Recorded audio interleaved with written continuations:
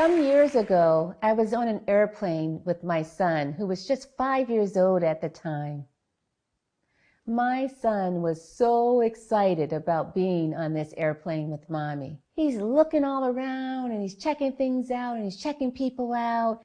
And he sees this man and he says, "Hey, that guy looks like Daddy."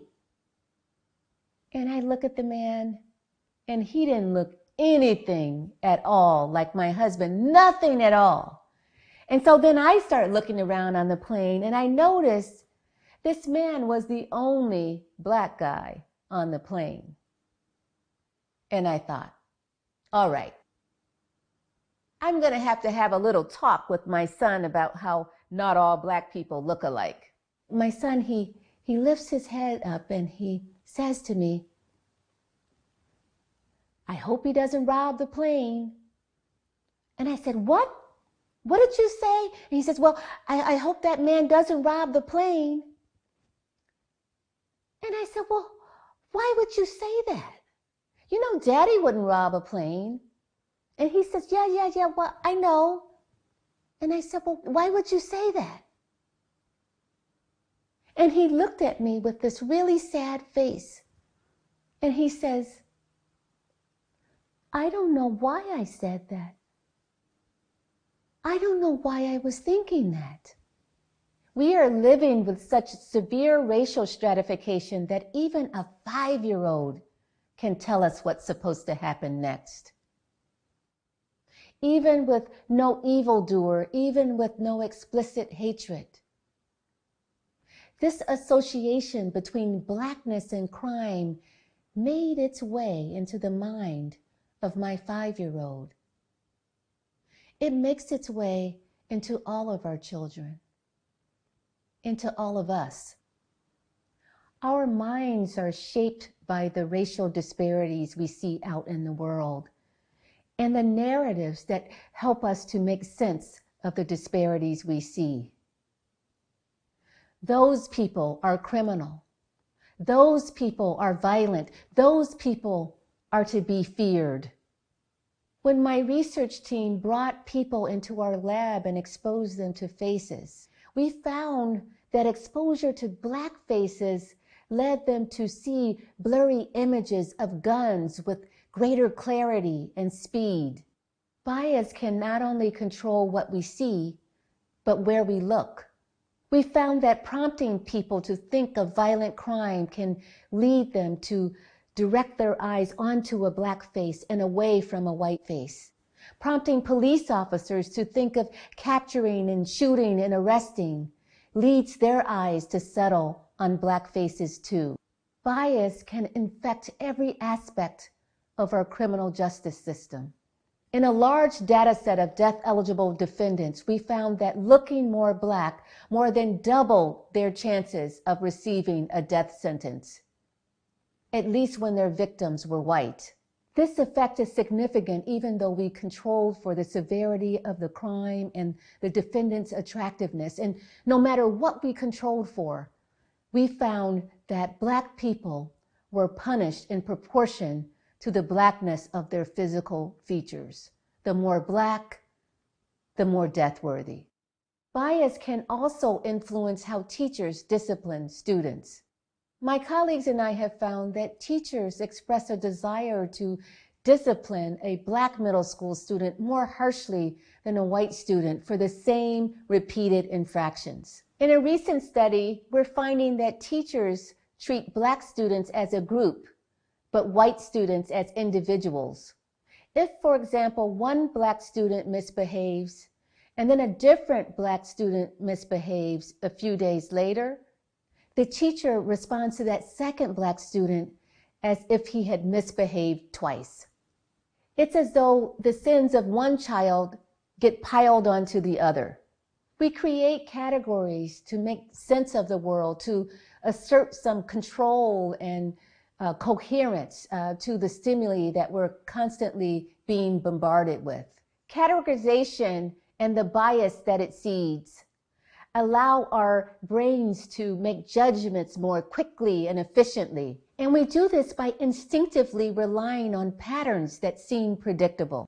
Yet just as the categories we create allow us to make quick decisions, they also reinforce bias. So the very things that help us to see the world also can blind us to it. They render our choices effortless, friction-free, yet they exact a heavy toll. So what can we do?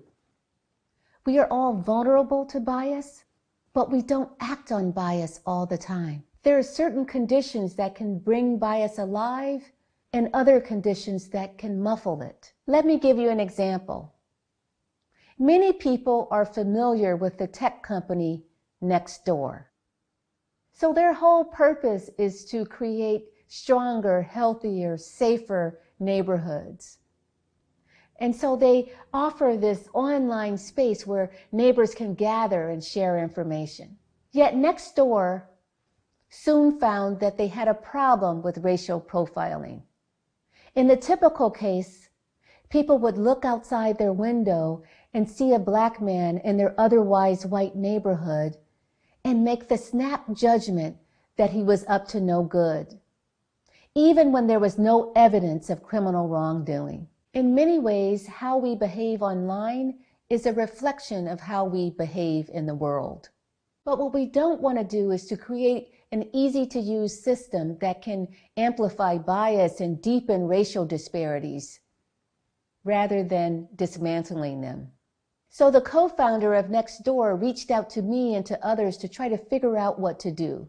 And they realized that to curb racial profiling on the platform, they were going to have to add friction. That is, they were going to have to slow people down. So Nextdoor had a choice to make, and against every impulse, they decided to add friction. And they did this by adding a simple checklist. There were 3 items on it. First, they asked users to pause and think, what was this person doing that made him suspicious? The category black man is not grounds for suspicion.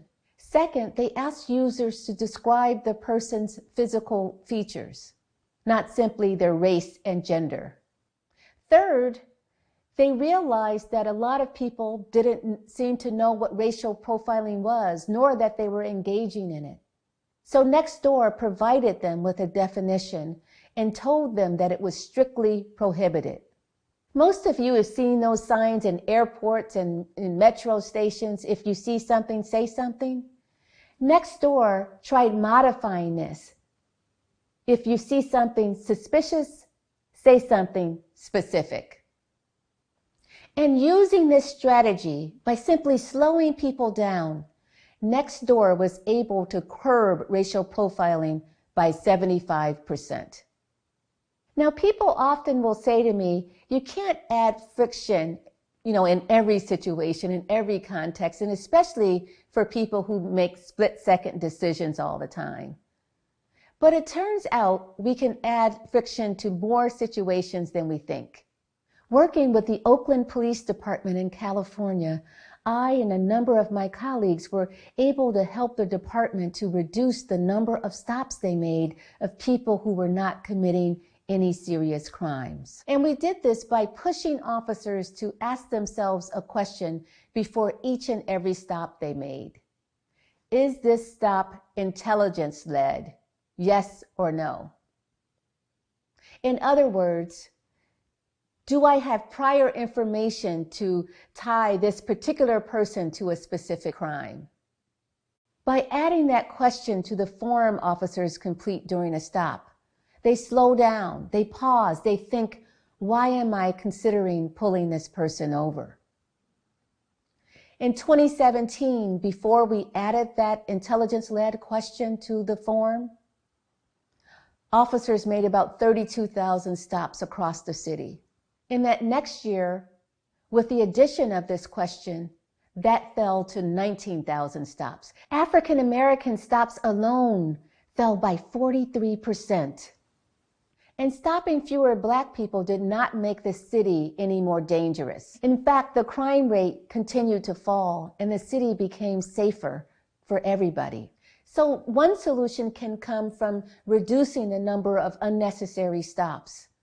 Another can come from improving the quality of the stops officers do make. And technology can help us here. We all know about George Floyd's death because those who tried to come to his aid held cell phone cameras to record that horrific, fatal encounter with the police. But we have all sorts of technology that we're not putting to good use. Police departments across the country are now required to wear body-worn cameras. So we have recordings of not only the most extreme and horrific encounters, but of everyday interactions. With an interdisciplinary team at Stanford, we've begun to use machine learning techniques to analyze large numbers of encounters. This is to better understand what happens in routine traffic stops. What we found was that even when police officers are behaving professionally, they speak to Black drivers less respectfully than white drivers. In fact, from the words officers use alone, we could predict whether they were talking to a Black driver or a white driver.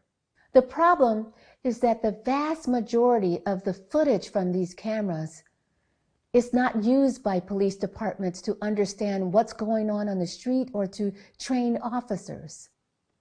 And that's a shame. How does a routine stop turn into a deadly encounter? How did this happen in George Floyd's case? How did it happen in others? When my eldest son was 16 years old, he discovered that when white people look at him, they feel fear. Elevators are the worst, he said. When those doors close, people are trapped in this tiny space with someone they have been taught to associate with danger. My son senses their discomfort, and he smiles to put them at ease, to calm their fears. When he speaks, their bodies relax. They breathe easier. They take pleasure in his cadence, his diction, his word choice. He sounds like one of them. I used to think that my son was a natural extrovert like his father, but I realized at that moment in that conversation that his smile was not a sign that he wanted to connect with would-be strangers. It was a talisman he used to protect himself, a survival skill he had honed over thousands of elevator rides. He was learning to accommodate the tension that his skin color generated and that put his own life at risk. We know that the brain is wired for bias, and one way to interrupt that bias is to pause and to reflect on the evidence of our assumptions. So we need to ask ourselves, what assumptions do we bring when we step onto an elevator or an airplane? How do we make ourselves aware of our own unconscious bias? Who do those assumptions keep safe? Who do they put at risk? Until we ask these questions and insist that our schools and our courts and our police departments and every institution do the same, we will continue to allow bias to blind us. And if we do, none of us are truly safe. Thank you.